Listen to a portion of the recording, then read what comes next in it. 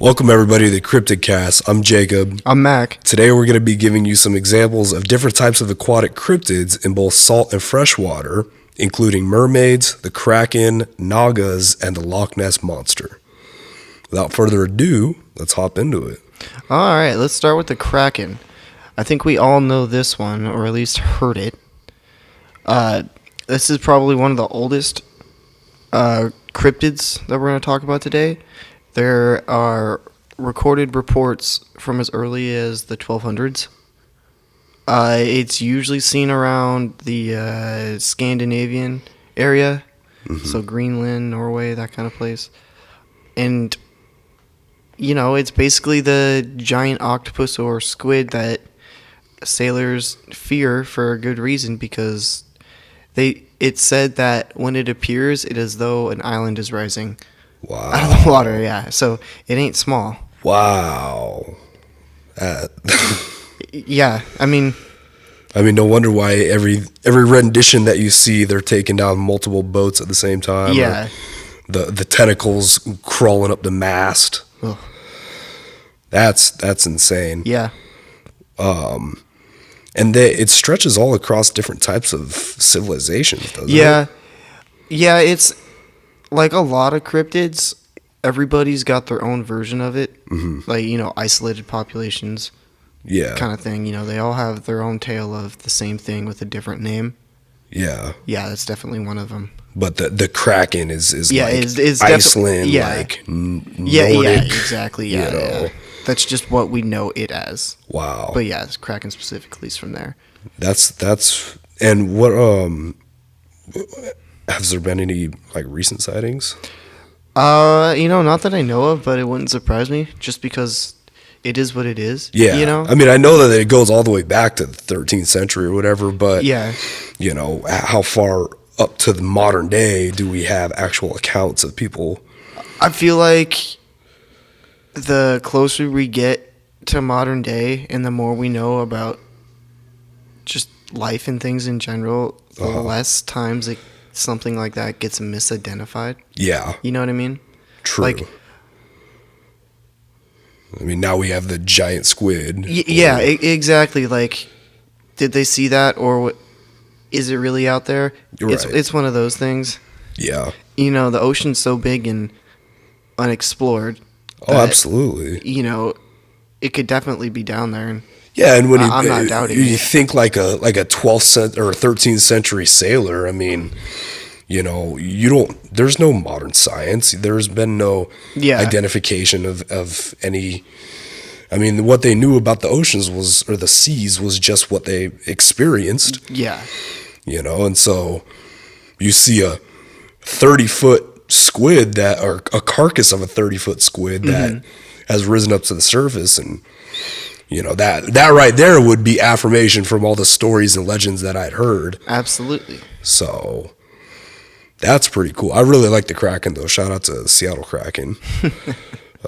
Getting all of us football players into hockey.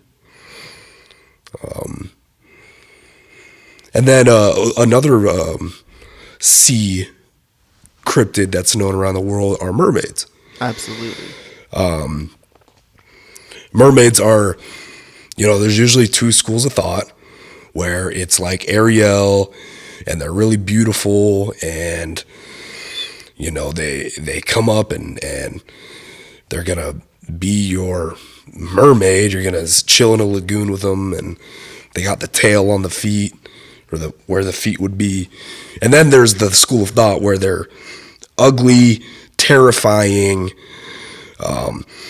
They're thought to be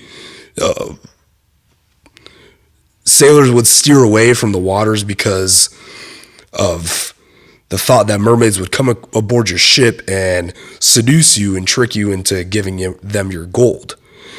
Like, so is a mermaid and a siren the same thing? Is that what we're talking about? Like, kind of. Because that's what I think of when I think mermaids is the siren song, where they're out sitting on the rocks, and if you hear their song, you know, they lure you in and make you sink your ship. And all Yeah, that. so that's one of the yes, Yeah, okay, absolutely. That is one of the theories that they, or the legends about them. Right. Okay. But a lot of sailors would steer clear of waters that mermaids were reportedly sighted in, because it was a bad omen. They would, like you said, they would run their ships aground, or they somehow get lulled into a sense of giving up their gold, their bounty, or that they would just be attacked by mermaids. Mermaids aren't always a blonde-haired, blue-eyed white girl. Sometimes they can be what some people think they are, where they're like monsters. Yeah. More fish people, like right? Scaly people with fish tails. Scaly skin, teeth like a shark, big almond-shaped eyes like an extraterrestrial to be able to see down in darkness. And the craze was re-sparked in 2013 when there was a documentary that came out. It was a science fiction documentary called Mermaids, the Body Found. And allegedly these people had been picking up sonar signals off of the coast, off Puget Sound, and had a video that some people had taken of a body, and it was a big thing. I followed the craze for a couple years after that, but then, once I found out it was science fiction, I was like, well, Great. you got me. Yeah. But yeah, that's a really popular one. Mermaids are really popular, found everywhere in the world. And another popular one that's an around the world thing is the Leviathan. Yeah. 20,000 Leagues Under the Sea. And some people could interpret it, Moby Dick as a Leviathan. Really? Yeah. Well, so Leviathan seems to either refer to a giant sea serpent or a gigantic whale. Wow. Yeah. I think it just depends who's telling the story. Yeah, who's calling what. But, yeah, so 20,000 Leagues Under the Sea, they get attacked by it. Oh, yeah, they're in Roman or mythology. Yeah. Yeah, they're in a lot of religions. Yeah.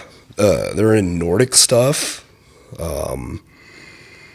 Yeah, the Leviathan as a term dates back forever. Oh wow. Yeah, and then it just depends on who's telling the tale of it, what it depicts. Do we have a description on them? Other than they could either be a sea serpent, or do you know of like any specific, like it could be a 50-foot long sea serpent? Well, most of the sea serpent ones are biblical, or it's okay. So there's no actual. Someone defeats it. Yeah. For a greater good kind of thing. I got you. And then just referencing a giant whale in general. Yeah. Regardless, even if it's a 10-foot Leviathan sea serpent, that's still bigger than any human. Yeah. Indeed. That's cool. Leviathans are really cool. I remember seeing them in I think they were Leviathans in one of the 300 movies, and they were showing the naval battle. It was the second 300, and when all the guys went in the water, there was giant sea serpents like eating the really? body. Yeah, that's crazy. So that's like saltwater serpents and stuff, but there are some freshwater cryptids. Absolutely. There's actually a lot. And we'll stay on our side of the pond here. There's one called Champ. He is his formal title is a Lake Champlain monster or dinosaur or whatever. But what you think of when you think of Nessie, where it's like a plesiosaur, got the long neck, the flippers. Some people that see the heads, they want to refer to them as, like a like a reptile, like a crocodile or an alligator's head. And the funny thing about Champ is he's not just isolated to Lake Champlain. He can move, or there's more than one? There have been sightings that people attribute to Champ in other lakes in that area, because it's on the border of New York, Vermont, and Canada. And so up into Canada, people think that they've seen Champ. Down into Vermont, they think they've seen Champ. It's like an area. So it's just one that moves, or is it a couple? I don't know. Okay. Fair enough. I would assume that it's a couple. It sounds like it. Yeah, that if something is able to... That's a lot of movement for something with flippers. Right. On land anyways. Right. Even if it's just short Yeah. distances to other bodies of fresh water, that's still something that could be, it's reported 20 feet long, 30 feet long. Yeah, that's not small at all. Right. And coming out of the water like that, the weight's going to, your size is going to hold you back on land. Absolutely. Champ's a really cool one. I remember hearing about Champ years and years ago, and it really helped out the tourism in that area. Oh, did it? Yeah. Huh. So that's kind of where everybody has accepted where it's gonna stay is in the tourism. Oh, I see. So there's been expeditions. There's still people trying to either prove it or disprove it, but really its niche is at keeping the economy afloat of these small towns. Well, so that's something over here. Something actually kind of like that, although a little different, is the Kelpie. Yeah. Which is Scottish. Scottish. Yes, they're supposed to be water spirits. Half man, half horse, with a little bit of shape-shifting involved. Oh, wow. Yeah. That doesn't surprise me, though. The Scots are very mystic. Yeah, so it's like they say that pretty much every body of water or loch in Scotland has a Kelpie in it. Okay. They say that the Loch Ness Monster could technically be a Kelpie. Sure. But they drag people into the water, and then maybe you get some entrails on the shore. Wow. Yeah. They're said to like draw you in, and then if you touch them, you can't, like, you're stuck kind of thing, like glue. Wow. Yeah, there's a tale of a kid cutting his fingers off. What? Yeah, to get away, and then watching all his friends on its, like, stuck on its back like they're riding it, and it just walks into the water. What? Yeah. Why would they get on top? I don't know. It's got some mysticism to it where it just lulls you in, It's kind of like a mermaid. Yeah. Just a little uglier, I think. Yeah, well, I don't know. I guess it depends on what half of the human it is. I think I'd rather take a shape-shifting freshwater thing over a scaly... I don't know. A scaly ring-looking, like the chick from The Ring. Well, Kelpies can, like, shape-shift into just straight people. And, like, that's kind of, like, part of the, like, how they tell young women to be wary of lone strangers and wanderers and stuff. Oh, wow, because it could be a Kelpie? Yeah. That's one of the things about mermaids, too, people theorize, is that they can shapeshift into having legs. It does happen in The Little Mermaid. It does. So it's been about 20 years. I think it does. Yeah, it does, yeah. I don't know if she shapeshift, though. I think she just kind of cut a deal. Yeah. I think it's more magic. Yeah, because it's been a while. Yeah. She's not a cryptid that we're discussing. But yeah, no, shapeshifting is very... it seems common in a lot of aquatic... Like half people stuff? Well, not only that, but like... Yeah, I guess so, because you see... If you see one of these giant creatures... Yeah. And then all of a sudden you turn back and it's gone. Well, it didn't make any noise. It didn't leave any trail, so it had to shapeshift it into something, we think. Or, yeah, that could, yeah, that's one of the explanations. Okay. We'll go across an even bigger pond and go to Papua New Guinea for the next one. And that is the location of the New Guinea iguanodon that was highlighted in a sci-fi series, Destination Truth. And I think it was 2004. They, so an iguanodon, first of all, just a little background. Iguanodons are the most found dinosaur fossil on the planet. So there are iguanodons that their territory stretches all the way from Canada down to Australia.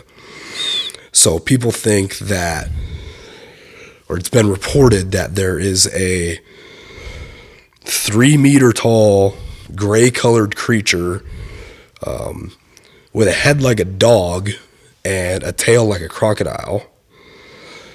And there were so many reports, and there was one incident where 3 dogs got killed, and the report is that it ate them.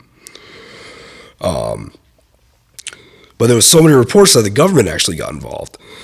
And the mayor of the town and the police chief made a hunting party and went out and were unsuccessful, but they used resources to go and hunt down this nuisance iguanodon.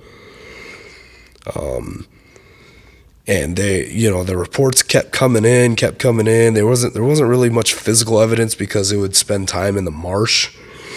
So there's really no mud to leave footprints if you're in water. Yeah.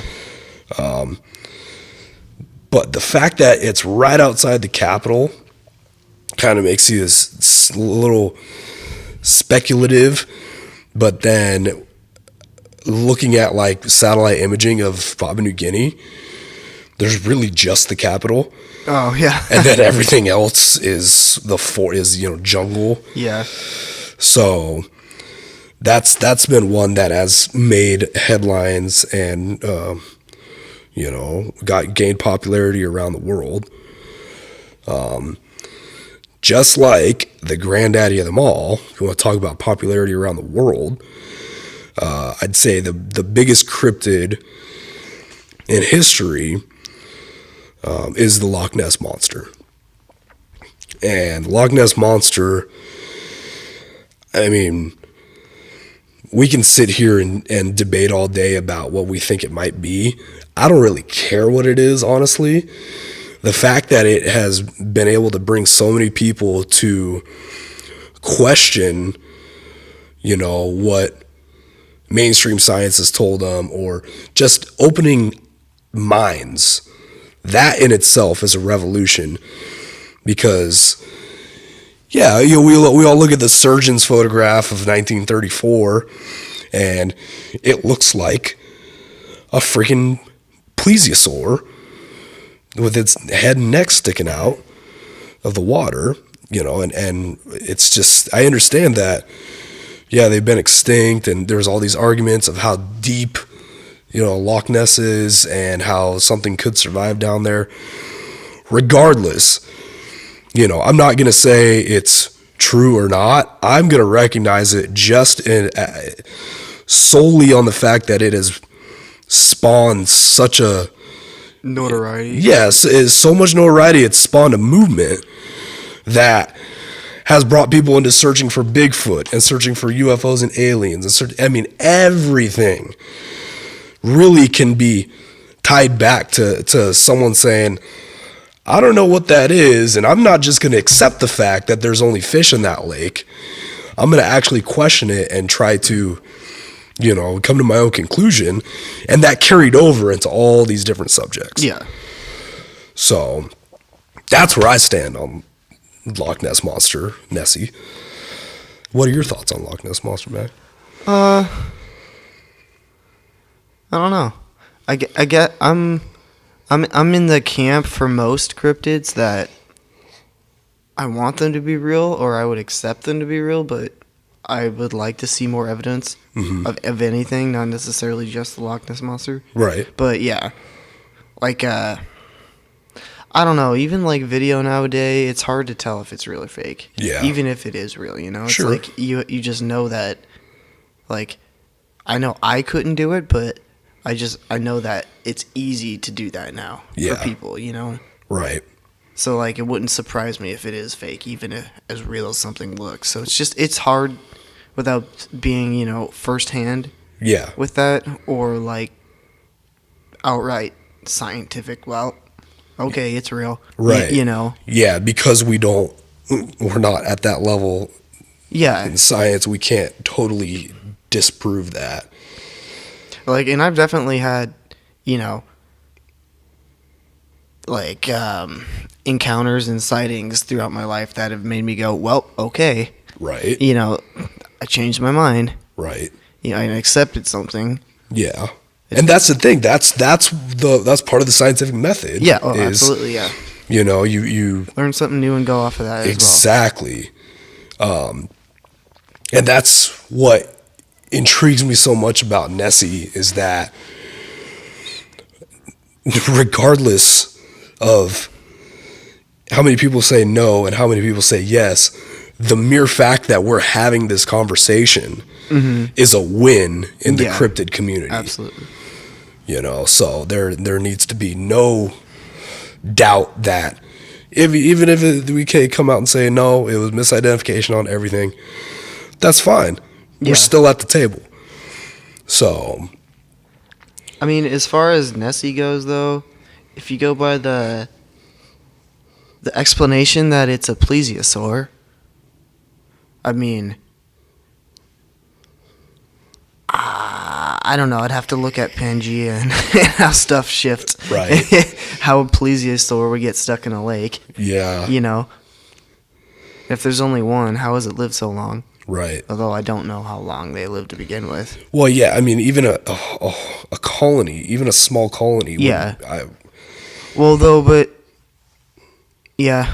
I mean, it's again, I need something that confirms it. You know what I mean? Yeah. Not just speculating. So Yeah. I don't know. Yeah, but it. If you go by the plesiosaur, it's what everybody knows what one looks like. Maybe not by name, but yeah, I think you said earlier the water dinosaur with the flippers and the long neck and like a small head. Okay. Yeah, and not really a tail. Not like a fish-looking thing. Like, they don't really look like anything. No, they don't. Other than what they are. They look like a aquatic brontosaurus. Yeah, pretty much. Like they're. Yeah. I mean, it's alien to us because we only know what we know, being a human in this time period of Earth. Yeah, precisely. But they're just. I mean, and to think that one has survived or a colony of them have survived. I don't know, man. Yeah. That one's tough. That's a tough cookie to crumble. Okay, so let's talk about some sea serpents, or Oof. well, Just got serpents, shivers. I guess, not necessarily sea serpents. There's a lot of lake monsters in Asia that are, well, I guess the blanket term would be called a Naga. Okay. And, well, they're described as commonly taking the form of an Asian dragon, you know? So the snake-like with teeny arms and legs spread out. A good one, or a notable one, is the Sariguman, if that's how you pronounce it. That was a better shot than what I've been trying to pronounce it as. It's supposed to inhabit the Chinese Lake in Pahang, Malaysia. Okay. And it's one of those, like, everybody's got a slightly different story of its origin. And Right. But, yeah, it's still gets reported on and all that. Another good one is the Phaya Naga. Phaya Naga. Yeah. It is believed by the locals it lives in the Mekong River or estuaries. Okay. which is in Southeast So Asia. it's a brackish.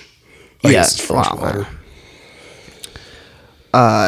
Many people in the northeastern region of Thailand believe that it's responsible for unnatural wave phenomena that happens in the rivers and lakes. Wow.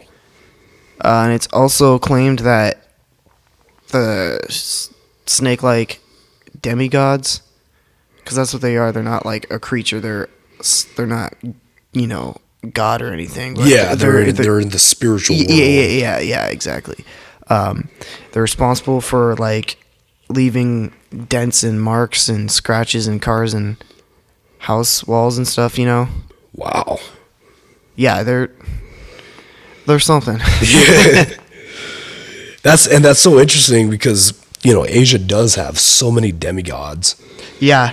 I mean, there's ones where it's Yeah. like the whole world is on a turtle's back and stuff like that. Giant catfish.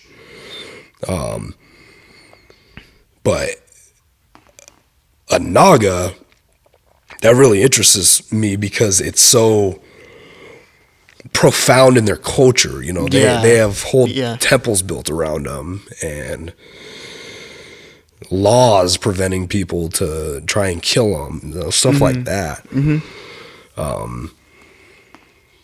Yeah, that's a pretty good little sub series or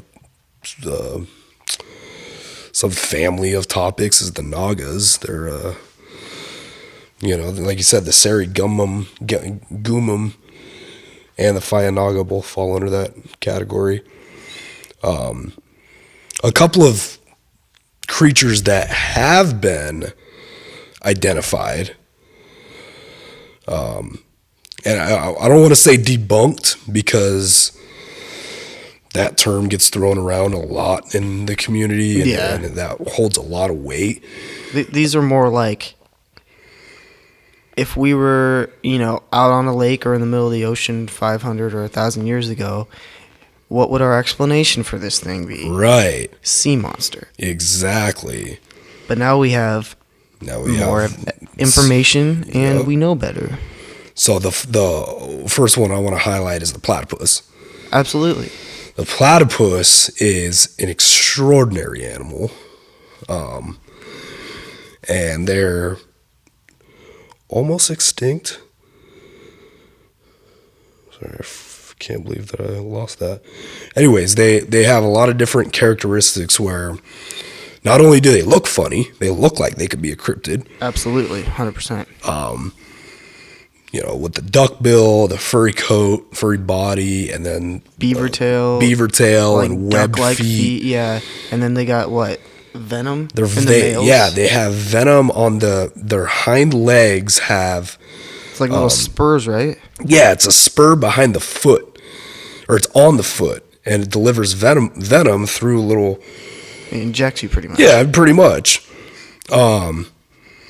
And they're one of the very few species of venomous mammals. They also one of the very few species that lay eggs, if I remember. Yeah, they lay. Yeah, exactly. They're mammals that lay freaking eggs. I think that wasn't that one of the characteristics that makes you a mammal is that you have live birth. I think specifically what makes you a mammal is your mammalian glands. Oh, okay. Your boobies. Oh, yeah. Okay. Your milk. Yeah, and so you're live birth. And but I think it's like young. pretty much everything else is live birth for mammals. I believe. But yeah, no, platypus is really cool. On the eastern side of Australia, they're only one of 5 species of mammals to lay eggs, and the other 4 are extinct. Dang. So, but yeah, platypus is really cool. That's one thing that would stump a lot of people back in the day.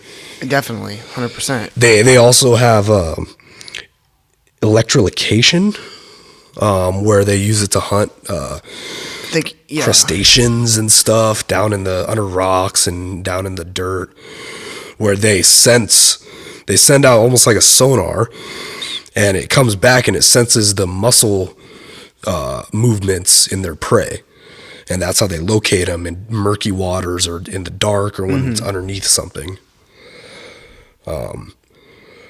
Which is that's just incredible. That's a whole nother sense that humans can't even. Yeah. The creature, like the platypus, is the narwhal. Not as insane, I would say, but still like something that would make you stop and go, what did I just see?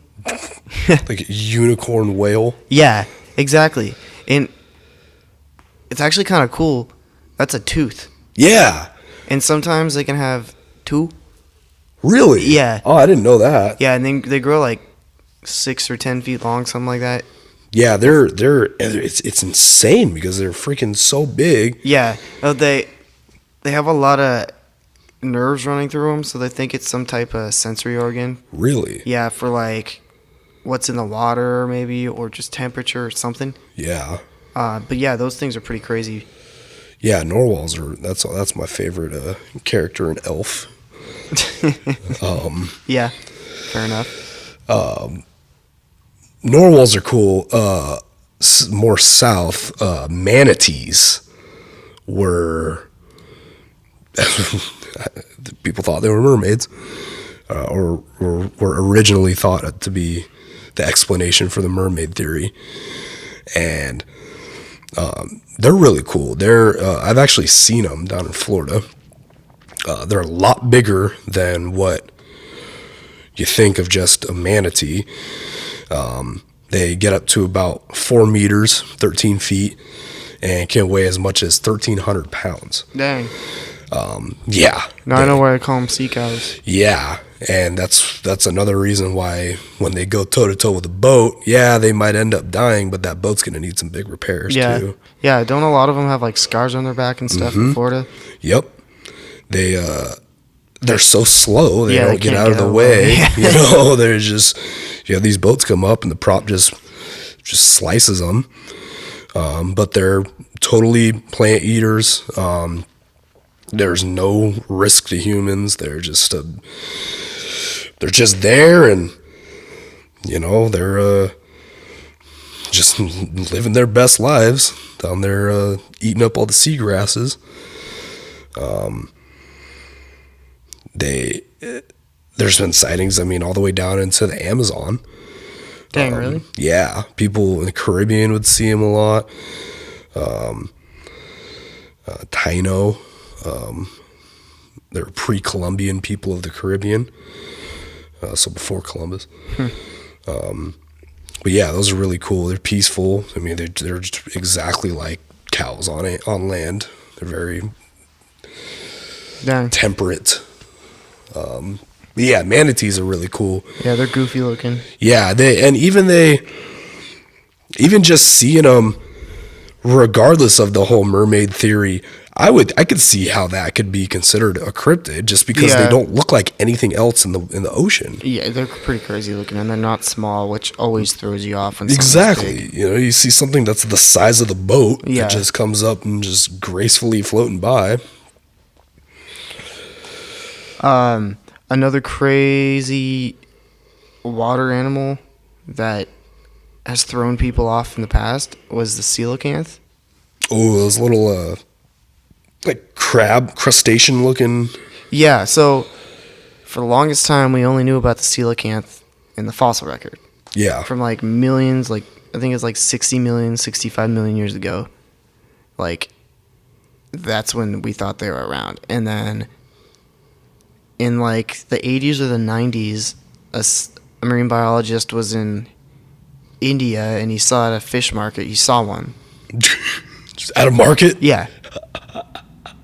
And then that kind of threw the whole like, what the heck? Yeah. They're still like, what's going on? The extinction argument out the window. So their closest related relatives or living relatives are like lungfish.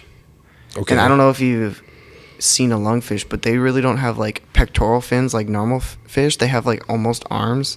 Oh, yeah, I have not seen those. It's pretty crazy. They don't have like elbows and stuff, but basically they have more like just elongated fins. Yeah, it's not really like fin, like flowing, you know? Yeah. And if you look at a coelacanth, that's almost how it is too with its fins. Like, it's not a fin attached to a body; it's a arm with a fin on it attached to the body. Wow. Yeah, so it's crazy to think what else stuff would have looked like from back then. And hey, they're still kicking around now. Yeah. And there's plenty now, in 2020, there's plenty of pictures of them in nature and in their habitat and everything. Yeah. Yeah. I mean, there's enough of them that they've been obviously eating them for. Yeah, well, I think they just accidentally caught it, kind of thing. Not necessarily like there's a let's eat market that. for it. Yeah. Okay, I got you. I mean, I'm sure there is for the right price. Yeah. Huh. That's pretty crazy. Another creature of the deep that we kind of touched on a little bit at the beginning is giant squid. Giant squids and colossal squids. I don't care what you call it. They're freaking huge. And it really highlights how little we know about the creatures on our planet, and specifically in the oceans. Yeah, just the deep in general. Yeah, But yeah, I mean it's a prime example of deep sea gigantism. Yep, which is a scary thought. absolutely. Something that can survive the pressure of being down at the bottom of the 6 miles down in the Mariana Trench. Not even that far, but yeah, they the fact that they can get to almost 60 feet. Yes, crazy 20 meters, 66 feet is geez. the largest claim. That's insane. The small ones are 33 feet. Can you imagine how many people that could feed? It's a lot of calamari. That is a lot of calamari. Yeah, they have eyes the size of bowling balls. Yeah, which is another scary. That's thing crazy. Thought, Wow. I'm looking around at bowling ball size objects, and I'm just like, yeah, that's. Yeah, size of your head, pretty much. Think of that way. Jeez. Another crazy one is the oarfish. This is another deep sea creature.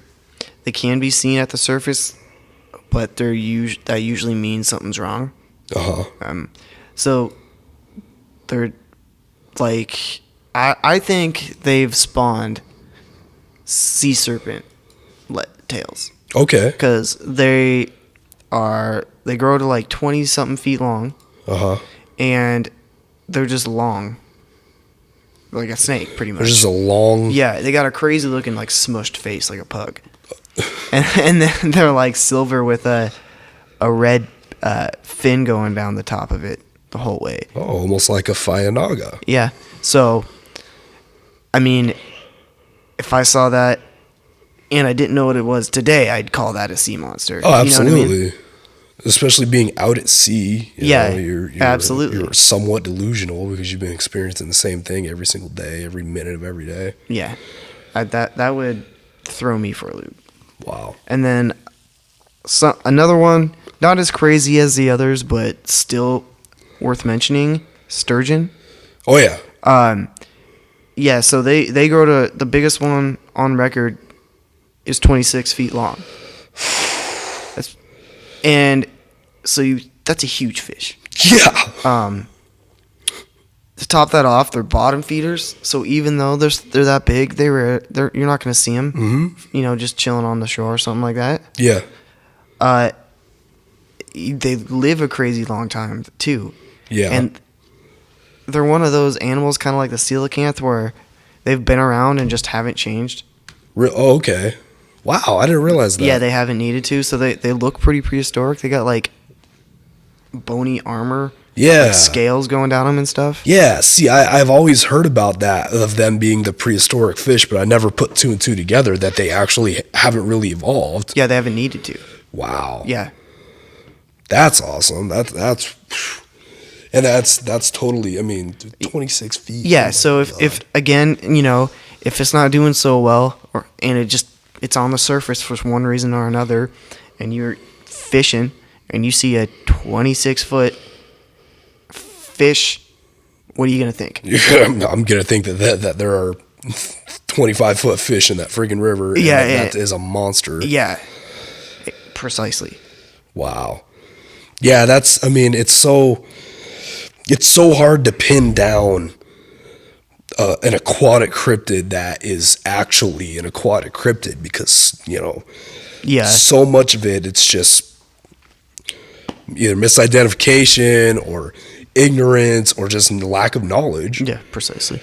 And that really, if we can get more teams, more investigations, and more expeditions going on these subjects, it really wouldn't be that hard. It's just, exploring the water is hard. Yeah, it's exactly. And expensive. Yeah, anything that is in the water is hard to find, let alone catch on camera. Yeah, or exactly. Catch. But yeah, that's been the aquatic cryptids that we're going to bring to you today. We really hope that we were able to open up your mind and encourage you to delve deeper into deep thinking. And on that, you guys have a good day. Be safe. See you next time.